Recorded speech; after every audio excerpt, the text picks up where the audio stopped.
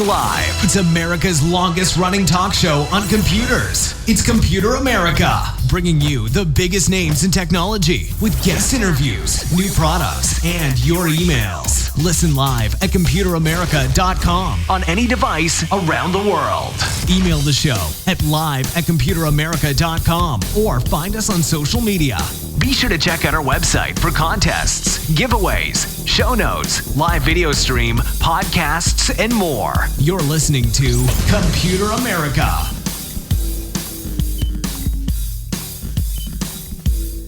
Hello and welcome into the Computer America Show. Sorry about that.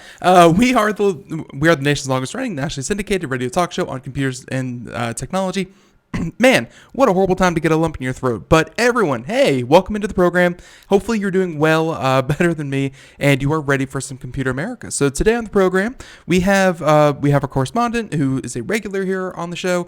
If this is your first time, Scott Schober. He, of course, runs Berkeley Veritronics, author of Hacked Again, and, of course, just an all-around really fun guy. Very, very knowledgeable to speak on the issues of cybersecurity. So happy to have him and looking forward to our conversation where we talk about all the current events, all the recent hacks, everything that you need to know, how they happen, why they happen, when they happen, and hey, I'm sure that over the past couple of years that Scott's been on the show, a number of these have probably affected you. So it's definitely a good segment to keep tabs on.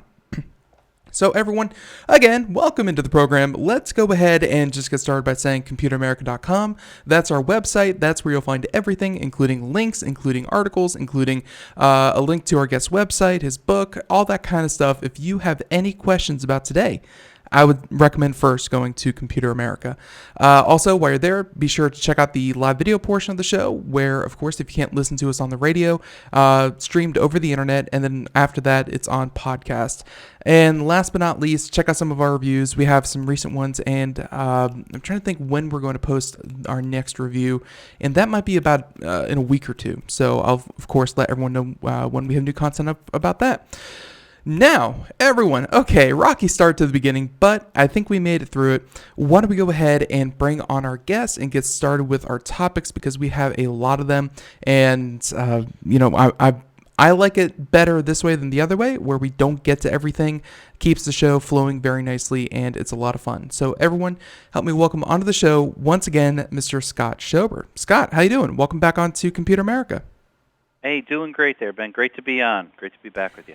Absolutely, happy that you could join us, and I guess first things first, just how you doing? It's been about a month. Hopefully everything's going well.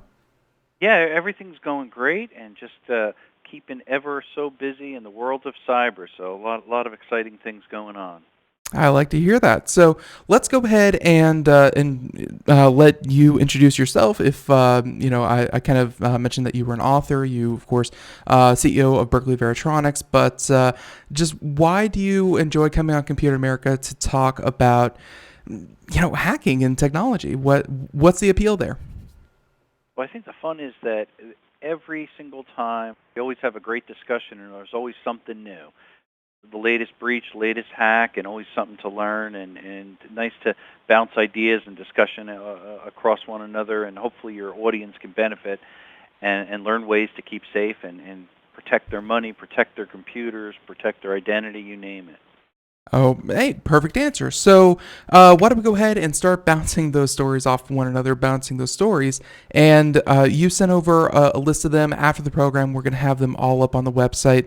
I have a number myself, and I think we should just kind of start at the top and work our way down.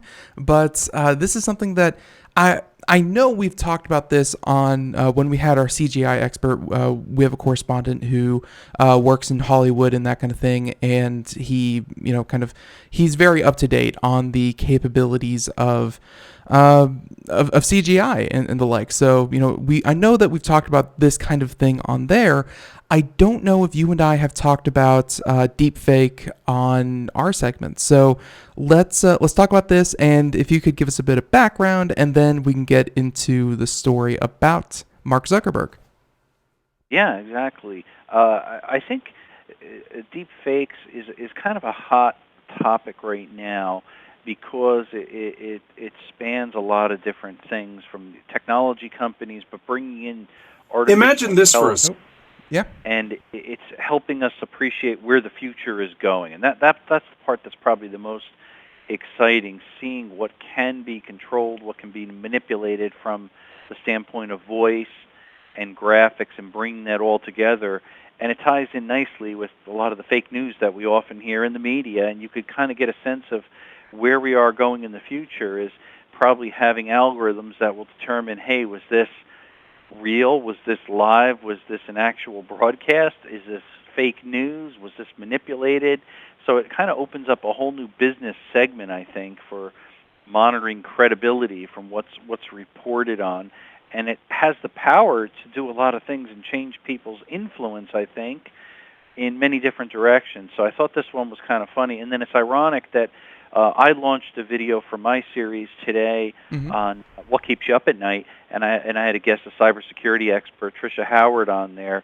And what keeps her up at night was actually deep fakes, and she dives into that a little bit and shares why that keeps her up. So I thought it was kind of interesting. And the other week I was doing a presentation at a cybersecurity event, and the topic of deep fakes came up when I was down in Virginia. And this was a political audience and a media audience, and it was a big concern for them. So we got into a nice discussion about that as well when I was presenting. So I said, hot topic, let's chat about this a little bit here. Yeah. And I think you have, I see it up on your site now. You got the actual video up there. But in this particular case, a well-known face and voice of Mark Zuckerberg, the CEO of Facebook. Then this went up on Instagram, and it was really, this is I should say, a manipulated video, of course, and they made it look like a news type of program on the bottom there, and it got a lot of attention, I think, and it was really a voiceover actor putting a voice as close as it sounds like to him, and correlating it to facial movements and utilizing AI to give you a feel that, hey, this is really his mannerisms, the way he blinks and twitches and so on and so forth, to make it look seamless. So it's kind of a funny video to watch. And I apologize, I'm kind of picking through the article right now, but do you know if this was a dub, or I say dub, someone putting their voice over Mark Zuckerberg? Because there is also deepfake that will, given enough video footage, and you could bet Mark Zuckerberg, Donald Trump, Barack Obama, like any public speaker who is in, any Kim Kardashian, I think it's later in the article. Was this a voice actor, or were they changing the words by computer as well? Because I know that's possible as well. I think it's a combination of those, changing so they could say a certain thing, but then also manipulating the actual facial movements on it. So video's manipulated, the audio's manipulated, and they use some of the actual audio, and I think they dubbed in other parts over it. So it's a nice mishmash of different things depending upon which video as you scroll down. And of course, very, very convincing, and all the more convincing because I guess it's the original video that's been edited. It's not like someone shot a completely different video and they had to, kind of reconstruct what Mark Zuckerberg would look like. Instead, it's him, just kind of tweaked. And I'm kind of curious about your other conversations with with your experts and your colleagues about what about because Photoshop, and this is always the first the first comparison. Photoshop has been around forever, and we still get by in a daily life. We aren't all convinced that Bigfoot and the Loch Ness Monster are in every photo. So why are we so concerned about video as opposed to altered photos? And I'm not saying that altered photos never cause confusion, but are videos just inherently, I guess, more deceptive than photos?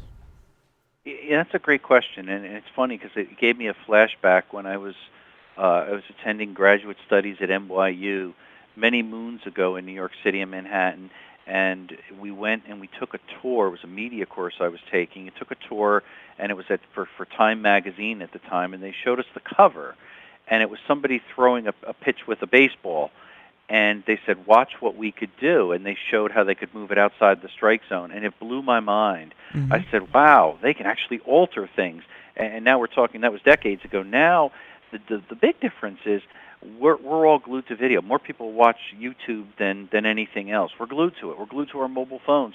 It gives you some level of credibility. If you read things in the newspaper or a magazine, it's very different than video because video is more engaging. You see things.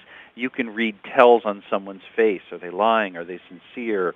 So on and so forth. So I think it's just a more credible medium that we start to believe. Now, with this particular one, Mark Zuckerberg, they put up their CBSN or whatever. That's all made-up stuff on the bottom. Right. And there's the lawsuit and so on and so forth. So a lot of things could be added and manipulated to make it look even more credible.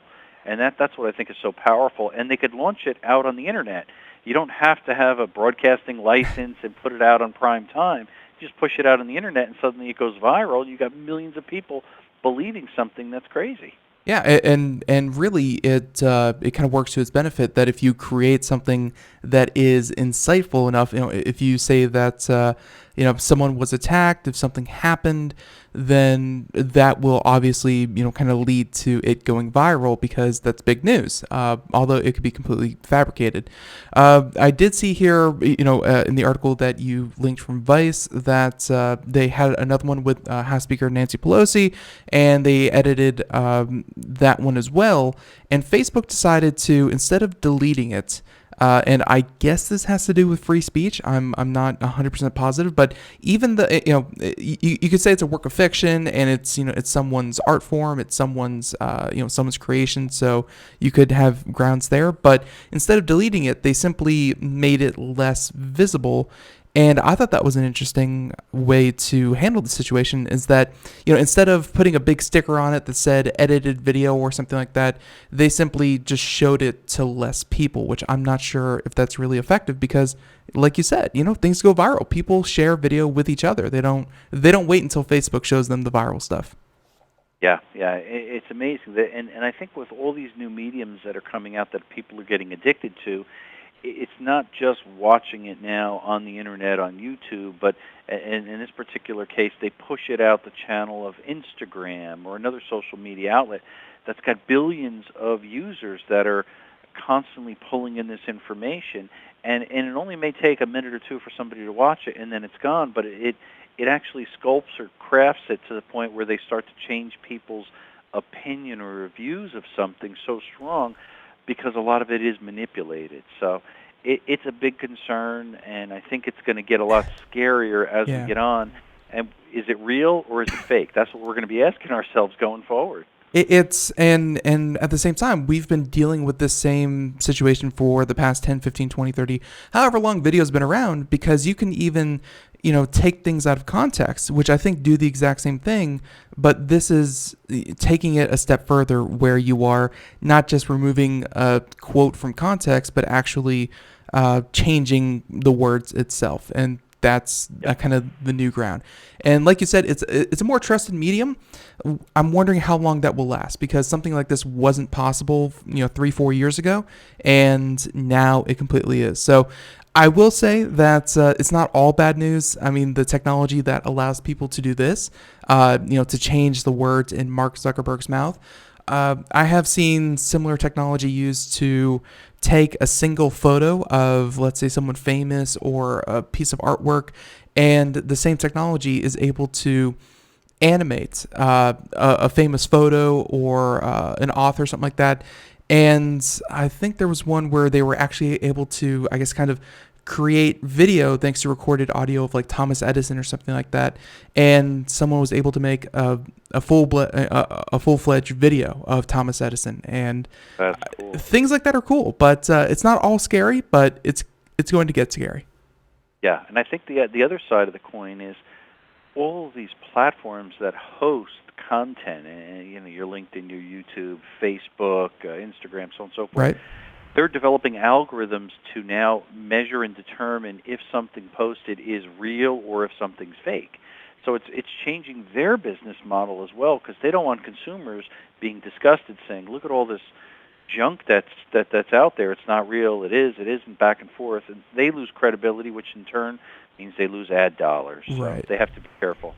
I'm hoping that it becomes, of course, everything automated, everything artificial intelligence. I'm hoping it becomes reactive enough that if Scott Schobert decides to make a 15-minute video on a topic and he puts out all the information out there, it's, kind of screened automatically, and it says, this is Scott talking about what Scott wants to talk about. Everything's good. And if someone uploads another video with you changed words, I'm hoping it would automatically kind of detect this has been edited in some way. So, I don't know how quick that could be or how powerful that will be, but we need it, and we need it fast. So that would be cool. I almost thought about, imagine we see network television, there's a 7-second delay or something if somebody says something, a curse word, this or that. Imagine this technology being applied there.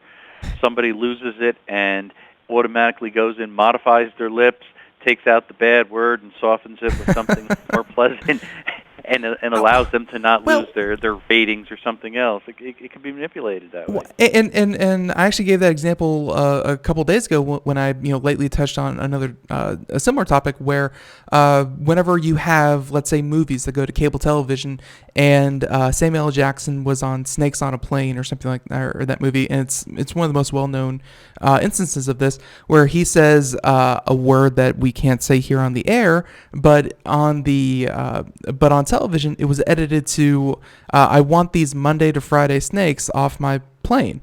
And Monday to Friday was not Monday to Friday in the movie theaters.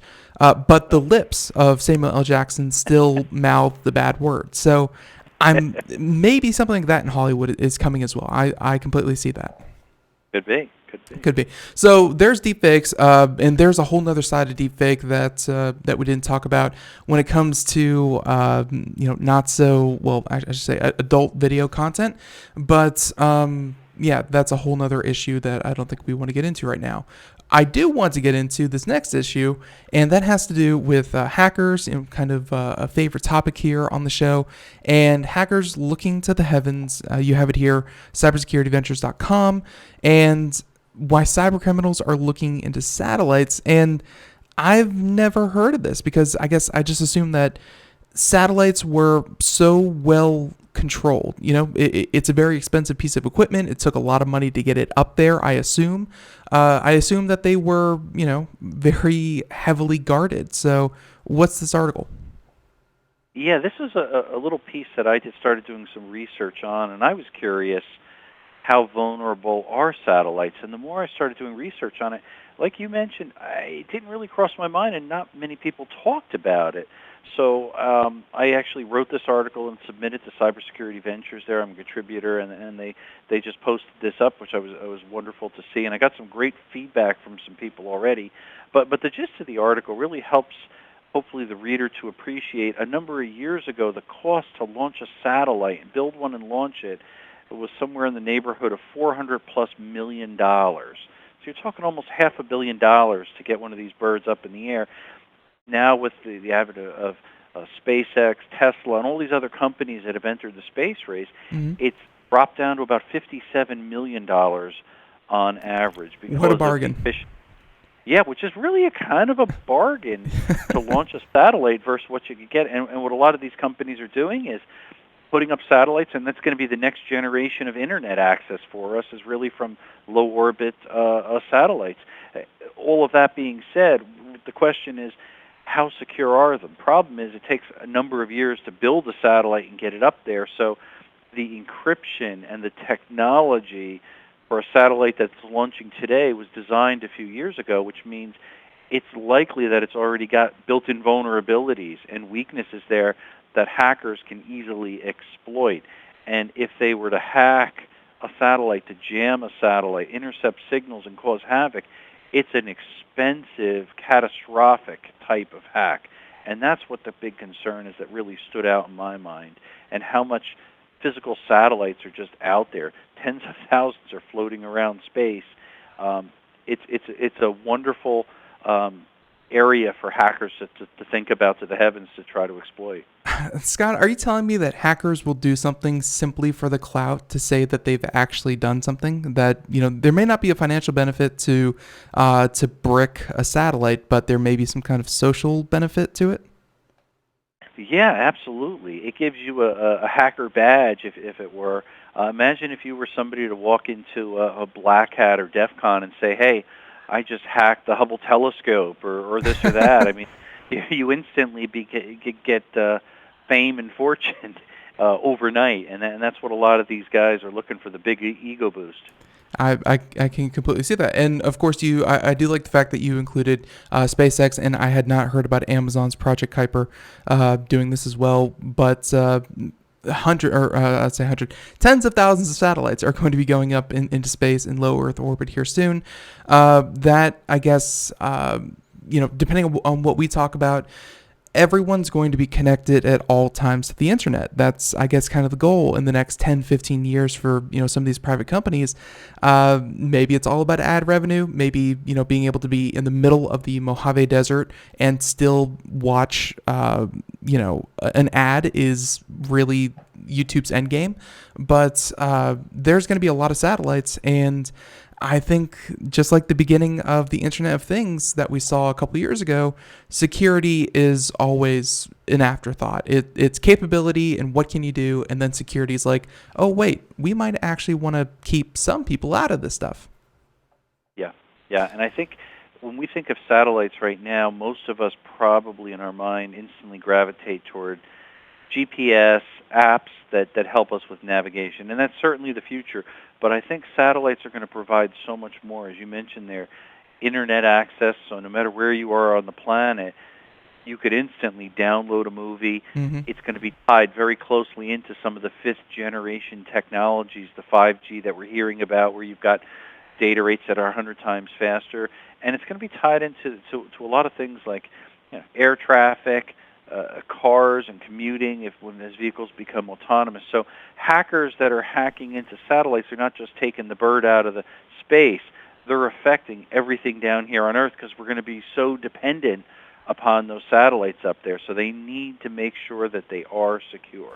They are secure and they are redundant. I do like here that kind of like one of the strategies that security firms are using lately, and that has to do with not testing biometric data, but just making sure that, let's say Ben logs in every day at 9 a.m. to work at insert city A here, and then suddenly someone tries to log into a system at 4 a.m. in India. That's probably not Ben, and we need to lock that down. Looks like you mentioned that modern satellites are smart enough to know that if it's not one of those very clearly defined points of operation, be it NASA, be it a government facility, then it probably won't accept a station command, or at least you would hope that's the case. Exactly, and I don't want to say satellites are going to be falling out of the sky and they're all 100% vulnerable, they're not secure at all, and that's not the case. They've spent significant amounts of money to keep them secure. However, that being said, I always look back at especially encryption, because a lot of the data is encrypted. Encryption keeps getting broken. Why? Because of the advances in computing. As we migrate into the next technical revolution with quantum computing, when we look at AES 256-bit encryption that's super strong and takes hundreds of years to hack, in a couple of years it may only take seconds because of the advances in computing power. And satellites are baking in security a couple of years ago or today. In a few years, that'll be hackable, and that's the fear. And it's hard to think ahead that much or foresee where the future will be. Well, yeah, and when we talked to IBM about their quantum computers, you aren't going to have to pay for a quantum computer to hack into these satellites. More likely, they're going to be kind of leased out, kind of like you rent server space from Amazon or Google or Microsoft.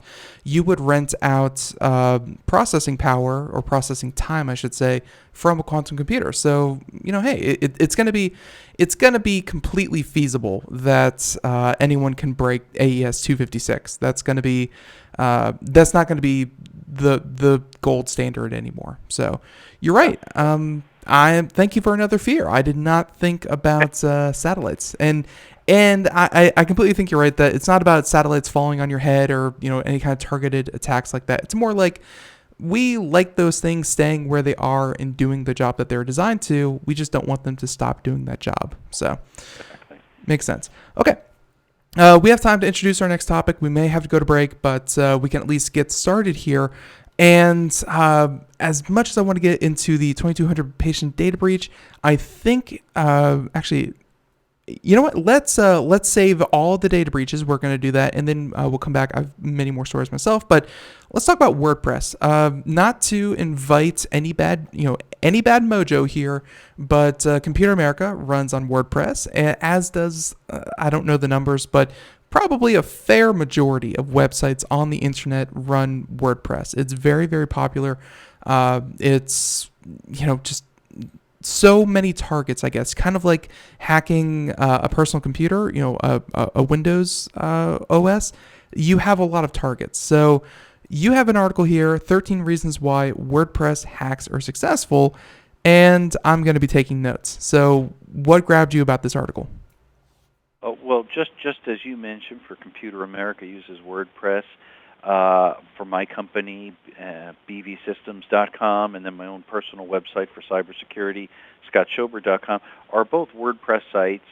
And what really stood out to me a number of years ago, I had a vulnerability assessment done and penetration testing on my company and everything associated. And one of the red flags that popped up was we failed for some vulnerabilities in WordPress. And the company that we worked with, and I won't go into details so they can't exploit them, but they were attached. But the problem was they were not keeping up with the requirement to make sure you have the security patches put in a timely manner. And probably everybody is guilty of this because many companies don't handle it all themselves. They'll do some themselves. They'll have a third party. And when it comes time to updating the security patches, you put it off till tomorrow, next week, you forget about it. And that's when you can fall victim. And the software is really good. It's really useful, really popular, as you mentioned, and I think a great platform. However, hackers gravitate towards something that a lot of users adopt, just like they chase Microsoft OS and different areas to exploit. Facebook accounts, yeah. Yeah, they're going to go after WordPress because they know people are not updating it, and they'll actually use automated tools to scan many sites to find and identify which sites are vulnerable, so now they can go in and try to take data, compromise information, modify things, take over the site, whatever the case may be. So number one thing, take away from this, if you are using a WordPress site, just make sure that you're updating the security patches regularly. There's always new malware. There's always more things that are being used to attack our different websites. So as long as we keep up with our security patches, 9 out of 10 times we will be okay. And then the usual, don't use defaults. Use really strong passwords. Using two-factor authentication, so if you're making changes, they know it's you and it's not somebody else that's hacked in and changed passwords and so on and so forth. Well, I kind of don't want to mention this, but I will say that I'll probably be handling this after the program, so I'm not really too worried about it. But PHP has been a thorn in my side. It's really hard to kind of update myself, and I'm pretty good on this full list here, which I highly recommend everyone go out there and check the article. But some of these are just they're headaches, and it's easier to say, not today. I'm not going to get hacked tonight, so it's okay. So yeah, I thank you for, I guess, reminding me that, luckily I do a lot of these, so I'm kind of happy. And it's really the same thing. You mentioned at the beginning that our listeners can take something for themselves and, be safer for it. Really, a lot of this is make sure everything's set up, make sure you have your firewalls, your SSL, whatever. And just like your cell phone or just like anyone's home computer or home network or routers or things like that, update. Make sure everything is at its latest update, and you'll be safer than the majority of people out there who don't. So that seemed to be my takeaway. Yep. All right. So with that being said, Scott, we are we're gonna head to break here in about 30 seconds. So we're going to continue on. So everyone, you have been listening to Computer America, and of course Scott Schober, Berkeley Veritonic Systems. And if you would like to know more, you can check out his site. We'll have a link to Hacked Again, and of course his regular site, scottschober.com. Everyone, we'll be right back with more Computer America. We have everything from robotics to state hacking to vulnerabilities. Everyone, hey, stay tuned. We'll be right back.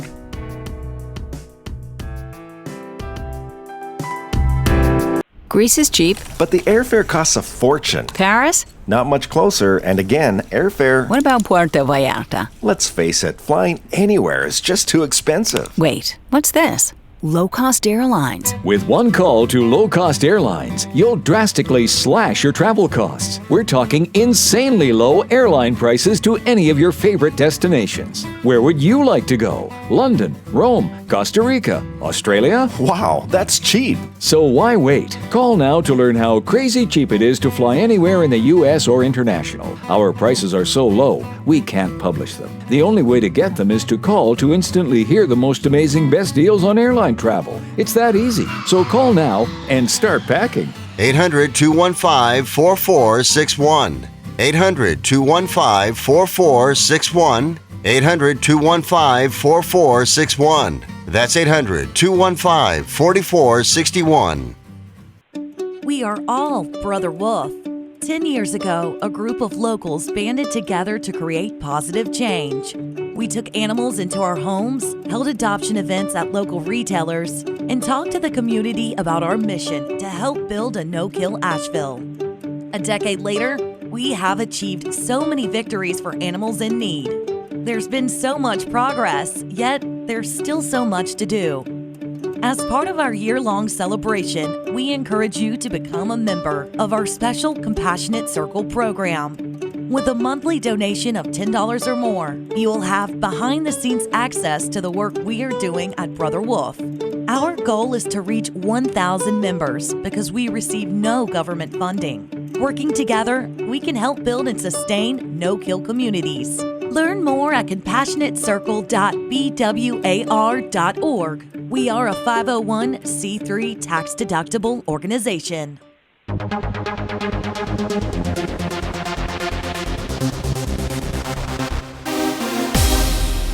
And welcome back to the Computer America Show. It is 32 minutes past the hour, and as usual, everyone, if you have missed any part of our conversation, if you want to go back and check something, if you didn't hear it, if you had to step away, if you were busy, don't worry.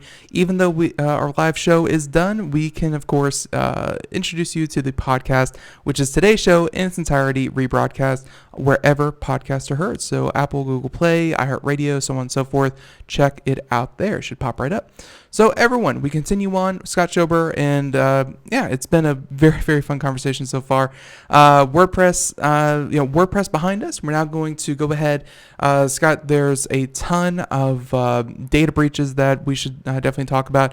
But before we do, I want to throw you off your rhythm, and I want to bring up some of the stories that I found, and I just kind of wanted you to react to some of the headlines, if you wouldn't mind. No, please do.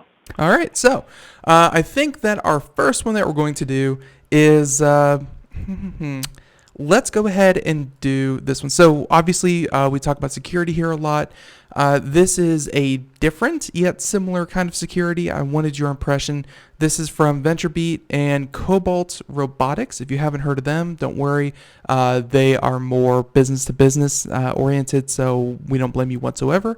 But Cobalt Robotics raises $35 million, and of course in a round of funding, Series A funding, for security robots that patrol offices, warehouses, and parking lots. And if you're watching the video portion, you can see an image of what they would look like here. Look like giant blue traffic cones, I guess, on wheels. They would have cameras. They would have speakers. They could, of course, monitor everything. Luckily, no guns, so they will not take you out. But, what do you think about security guards? And really, I mean, just as someone with your background in in wireless technology and things like this, not only are you, of course, kind of monitoring somewhere remotely, but you are potentially giving someone else the opportunity to tap in and have a man, or I should say a robot, on the inside. Well, I think it's a really cool idea. Actually, a couple of years ago, I started following another company, I guess it's probably a competitive company to this, called Nightscope, and they provide just that. These are robots that can really patrol and do 24/7 surveillance, and they replace security guards. And I guess the advantage is they can document sound, video. They could pick up any type of threats, such as biological or chemical or other things like that. Imagine in a racing event or something at Times Square, you could deploy a bunch of these, and you could feed information back real time, so it could be actionable items that could take place. And of course, they could also be used for surveilling people, bad guys, based upon MAC addresses, Wi-Fi, Bluetooth, cellular activity. So there's a lot of different ways that they could be used. It takes out the people element of it, which is good in one way and it's bad in another way, I guess you could say. Well, yeah, it's bad. It's bad, of course, people losing jobs to automation. That's going to be an unfortunate reality we're going to be dealing with over, the next decade or so. But at the same time, that's something that I didn't even think about would be, what if these things could, kind of detect that an unknown Bluetooth were to come into range? Would it then, I guess, kind of go off and kind of investigate why there's a random Bluetooth signal coming from somewhere? Like, that's something that a security guard wouldn't normally be able to do. So that's very interesting. Yeah, exactly. And they could do it with all different types of wireless information. There could be whitelisting or blacklisting. Imagine this is patrolling a secure building in the middle of Manhattan, perhaps. And if suddenly, before somebody even enters into the building, or perhaps a drone flying outside the building, and one of these security robots picks up a MAC address of a threat, a threat, they could actually alert. They could do things: shut down the network, alert security personnel, turn the lights on, turn a jammer on. Right. Like you mentioned, pull a gun out and shoot it out of the sky, whatever the case may be. We don't know, but it allows you to then react, and that's really the early reaction to any type of security incident, potential cyber breach or anything. That makes oftentimes the difference between being decimated and having to stop it in its tracks before it hits across the network, before it affects many lives, or before it can cause more harm. So I think it's a great idea. Obviously, it has to be proven out, and that's exactly what all these companies are doing. Most of them are doing IPO financing. They're bringing in millions, if not billions of dollars, and doing the R&D and putting this together, and they're offering these robots as a service. I know Nightscope, it's about $7 an hour or so to get a robot that does 24/7 surveillance. So you're talking 50, 60 grand a year that you got to basically spend, but you have around-the-clock surveillance collecting all of this information with sensors and keeping your company secure. And that is the value proposition that human workers are going to have to go up against, because yes, it's $50,000, $60,000 a year, but at the same time, it does the job. It, instead of paying 3 people, you're paying 1 robot, and you don't have to pay a robot's health care. It's it's going to be a very interesting future. Luckily, looks like they're steering away from either nets or guns or tasers or things like that. They're just focusing on, kind of mobile PA systems. But I thought that was rather interesting, and thank you for that. So with that one, let's go ahead and move on to another. So this is really, I'm surprised that this wasn't in your list of topics, but don't worry, I got you covered. And we talked about this last week, I believe, where I do not recall the exact city's name in Florida. Might have been somewhere in South Florida. I want to say not Miami-Dade, but Fort Lauderdale or something like that. Anywho, they were hacked. Ransomware. We've talked about ransomware here on the program. We could do with a quick refresher, Scott, if you would.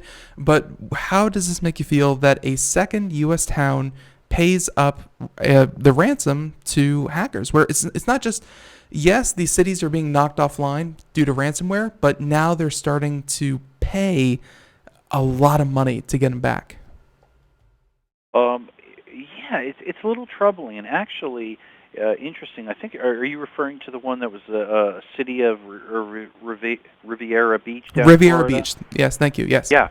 And the reason I didn't bring this one up is just because I did talk about this one last week, and I was contacted actually by Inside Edition, which is a kind of more of a tabloid type of TV show, and I weighed in on this and shared some of my thoughts on there. And I think it was an interesting one, and really the story is built upon the history that over 50 different cities and townships, municipalities in the United States this year have already been hit. And it's really a much bigger problem than anybody ever anticipated. And for this particular one, I believe it was about 600,000 dollars in correlation to Bitcoins. That was the ransom. And that caught my eyes right away. I said, wow, that's a lot of money. And for every day that they didn't get back online could cost potentially millions of dollars because it affects payroll and city workers and so on and so forth. You go down the list. So you start to see the impact that these ransomware cases take, and what most of the companies in this particular case, they had insurance for it. Their out-of-pocket expenses were only around $20,000. The insurance was to cover about, I think it was $592,000. So there, it kind of makes it easier to see why they would agree to pay the ransom, because it doesn't come out of the coffers of the city. That's not always the case. Some places don't have cybersecurity insurance yet, or not enough of it. Yeah. And then also the other thing is, we don't know, and they didn't get into detail, how much information did they have on backup if they don't get the magic keys back to decrypt the data. So it's a perilous situation when they have to make a decision, because you've got many, many government workers screaming, hey, I want to get paid, and they can't write out parking tickets and so many other things because it paralyzes a city. So they want to get back up and running as soon as possible. And in this case, they finally caved like many others, and they agreed to pay the hackers $600K in Bitcoin's equivalent. Yeah, and of course, in the with Lake City, so the other one was Riviera Beach, like you mentioned, 600,000. They've resolved that, I believe, or at least last I heard, they've resolved it. And then this latest one that just happened, I think today, was had to do with the fact that the IT staff, they said that the IT staff in Lake City disconnected staff computers within minutes of the attack starting, but it was too late. And it really goes to show that they're definitely, like, once they've breached, and I actually recall the Riviera Beach one, of all people, like Scott, like, I mean, I'm sure that you've given plenty of talks and you've, tried to drill it in people's heads. Don't click on email links that you don't recognize, especially when they're from outside the organization. You would think that the people who would be most aware of the ground rules would be the police officers, the ones who would invariably have to go and investigate some of these crimes. A police officer with the police department actually caused the Riviera Beach one. That was the point of entry. Someone clicked on an email link. I don't know what happened here, but they said that they tried their best. But once you click that link, once you go to that random website, once you run that exe, there's really no coming back unless you have a backup, right? Is there? Yeah, exactly. Yeah, you're 100% right. And I think the outcome of Riviera Beach and many of these others is, in hindsight, they said, we should have done more to back up our data, which would have minimized the cyber attack. And then the worst part, to add insult to injury, what they believe is, with the Riviera Beach especially, and many of these others, now that all the hackers see that they caved and paid $600,000, they're on the list, and they're going to keep trying to attack them. So now they're saying, now we got to deploy massive training for all employees so they can clearly see, hey, this is a fake email, this is a phishing attack, don't click on this. That slows you down. So your daily business is now changed, because you got to become, cyber savvy, and you got to really think and slow down before you jump in and click, because you could cause you could paralyze a city. It could affect lives and public communication, emergency systems. The list goes on and on. Yeah, this article from the BBC that we're pulling from, they actually mention here, like third line from the bottom, cybersecurity experts have consistently advised to not pay the ransoms as there is no guarantee files or computer systems will be restored. Because, hey, the insurance company could pay up $600,000. There's nothing to say that they can't just hit another button and, or at least while they're in there already, launch a second attack and, kind of let them think that they get away with it and then launch a second attack and then ask for even more money. Like, you're not dealing with the most trustworthy individuals when you're dealing in ransom. No, that's true. And in fact, if you were just handed anonymously $600,000 and you're working out of your basement, you could now invest that money and hire your own programmer to modify the malware, to modify the strain of ransomware, and go back after that same target again, because you know who clicked on it, and hopefully they won't do it again, but somebody else in the organization may fall for the same trap. Well, and of course, to kind of borrow from your segment, what keeps me up at night, I will say that this is really my biggest worry, because deepfakes are coming in the future. They're here now, but not to the greatest extent. They're going to play a bigger role, but I think that any municipality, and especially you kind of mentioned that the cities that were already hit and have paid are going to be on a list. I think it's the ones that are similar in size and similar in, I guess, kind of revenue. They're going to be on the targets because they haven't been hit and they're going to be more susceptible to hacking. So I think, I don't know how many government employees there are that work in federal and state government, but or even talk about regional and local government. All of them are now going to have to be security professionals in their own right, because this is very lucrative, or at least it's turning out to be very lucrative. And that's a big worry for the next couple of months, if not next couple of years.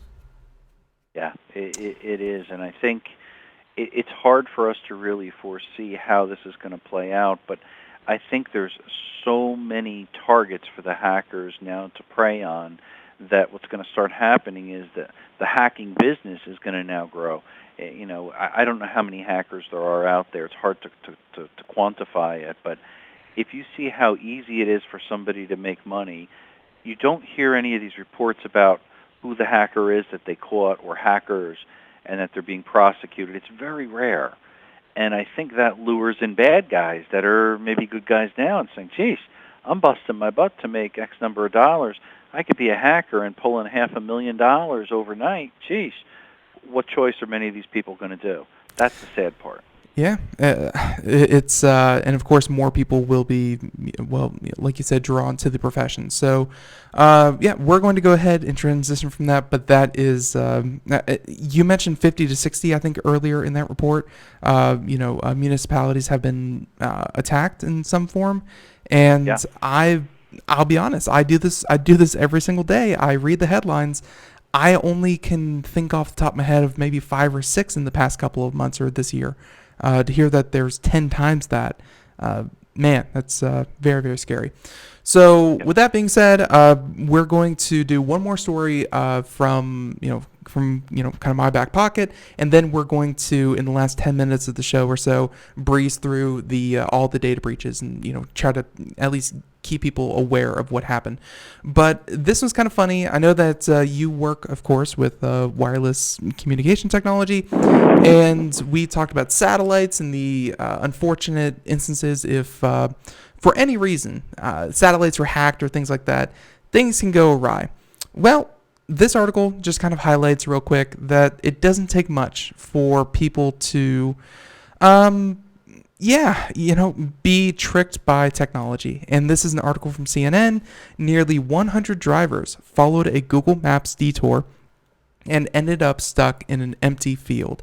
So, yeah, it's kind of like that classic, your GPS unit says turn left, and left is a dead end, a cliff, a lake or something. And, of course, you go headfirst into the lake because, hey, the computer told me to, so I did. I just found this pretty interesting, and just, hey, Google Maps is not omnipotent. technology is not infallible. And yeah, what do you think about these 100 drivers? Well, I think it's a great story because it helps us to all appreciate, as people, we can't be 100% dependent upon technology and believe everything. Technology is imperfect. I always say nothing is 100% safe and secure, neither is technology. So you can't always rely upon your GPS or your navigation, and I think unfortunately many of us do. I've done it myself, and you put a name and one character spelling off and you blindly follow it, and it takes you 40 minutes out of your way. Yeah. But you trust in it so much that you don't even question it.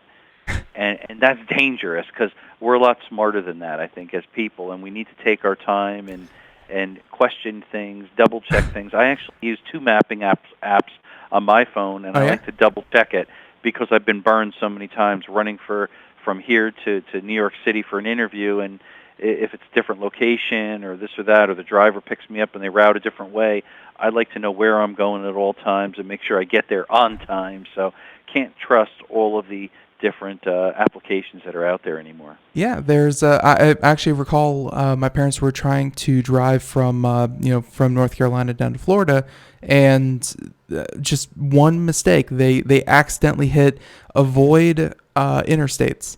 And that took an 11-hour drive into an 18-hour drive, and they were like, "Well, it's like, why does it keep trying to make us avoid, I-95?" And yeah, they were taking back roads in the middle of nowhere in the middle of the night. Nothing's infallible. Use your common sense, and hey, so there's that story. Okay, now we have plenty of time left. Let's go ahead and discuss pretty quickly these different data breaches. Let's see, just looking through them myself, I actually don't recall any of these. So we haven't mentioned these on the show. These are all going to be new. Let's start with the first one: 2,200 patients' data breached.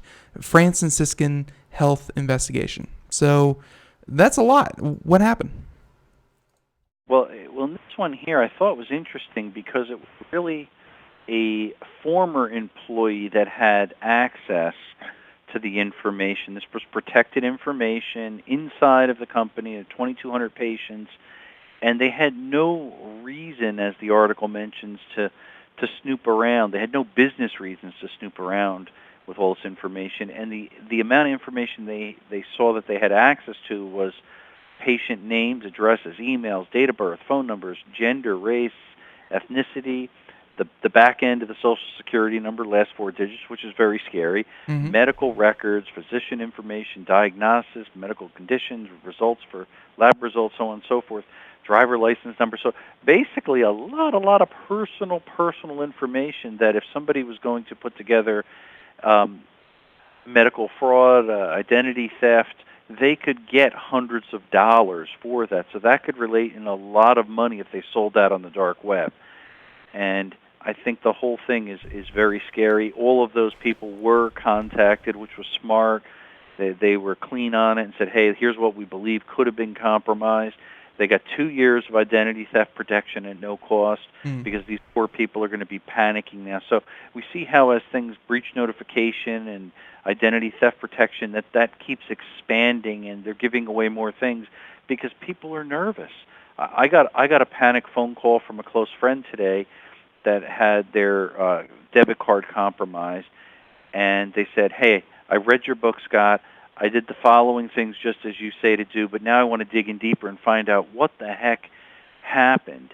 Yeah. And I want to go forward not to let it happen again. So people are getting smarter. Consumers are getting smarter. Small business owners are getting smarter, realizing, hey, this is my money. This is my personal information. I need to do the best I can to protect it and be proactive. So I always applaud that and think it's important. And we need to check our bank statements more regularly and be more proactive that we keep our personal information personal and fight back against these cyber thieves.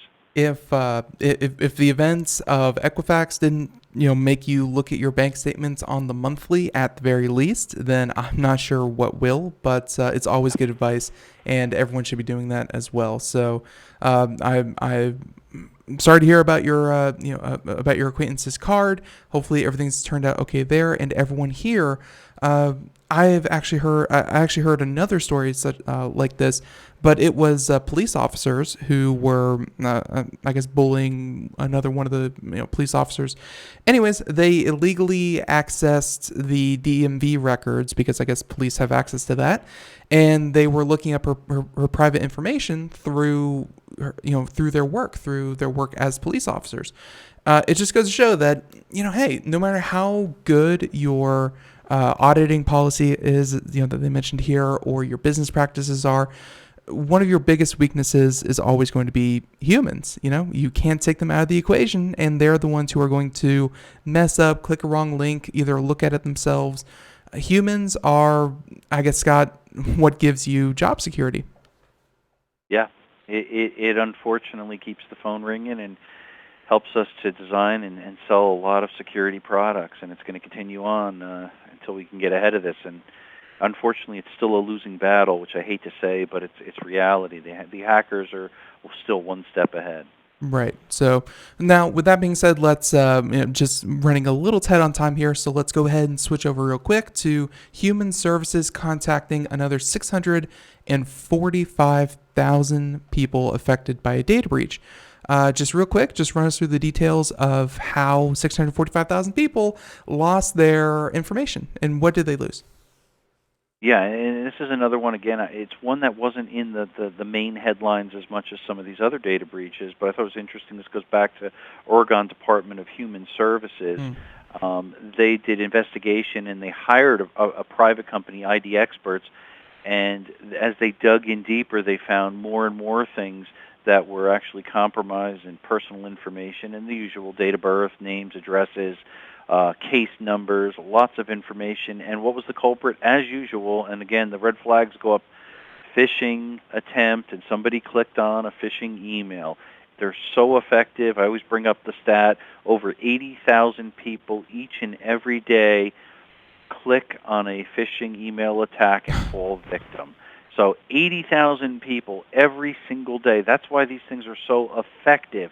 And that's why there's so many cases of ransomware and other strains of malware getting onto these systems. Again, on this one, they offered 12 months of identity theft protection. They offered credit monitoring. They did a breach notification. Nobody knows how much information was viewed or not viewed or sold yet. It's still an ongoing investigation.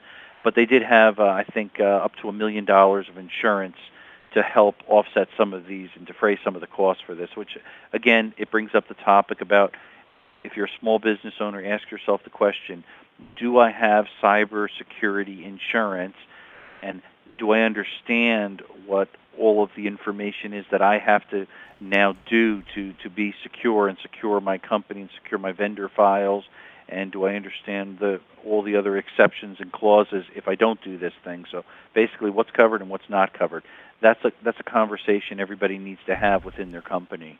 Yep, very important. And although I don't know, I'm not intelligent enough to understand how insurance works, but if I were to get into the field, I think now would be a good time because, like we were talking about with the cities, I mean, everyone, if any large network is going to need some form of insurance against this kind of thing. So, Scott, absolutely. Yeah, and sorry to cut you off there, but we have about 1-2 minutes left. Just let me just get your reaction to the fact that Facebook, they lost about 29 million user data breach, although it wasn't really a data breach, if I recall. It was more they were allowing APIs from assorted applications to access data that they didn't really need. As in, let's say you made a small video game or a small mobile game, and they were given permission to view friends of friends and addresses and that kind of thing. So Facebook allowed people to access data that they weren't supposed to. I guess that constitutes a data breach, but it wasn't any kind of security flaw. It was a permissions flaw. Now, with that being said, Facebook is going to have to face lawsuit. What does this mean for Facebook and for data protection?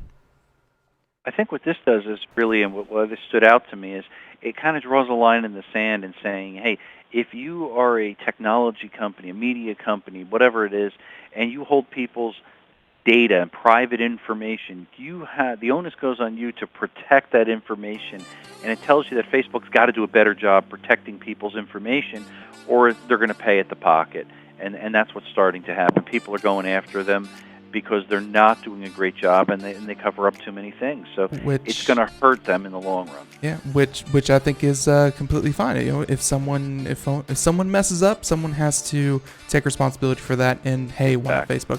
Scott, we're flat out of time. Music playing in the background. If people want to find out more about you, it sounds like you're keeping yourself busy. Where can they go to keep up to date on you? Well, they can certainly go to scottschober.com and learn more about some of the things. My new book coming up, Cybersecurity is Everybody's Business, and I'm also working on a cybersecurity survival kit, and I could talk about that with you next time. I really look forward to it. So looking forward to that. And again, Scott, thank you so much for joining us on the show. We really appreciate your expertise, and as always, it was a fun show. Awesome. Thanks again, and stay safe. All right. Have a great one. Bye-bye. And everyone else out there, thank you so much for tuning in, and thank you for finishing out the show here with us. Everyone, have a great day. Thank you so much. Tune in tomorrow. Everyone, bye-bye.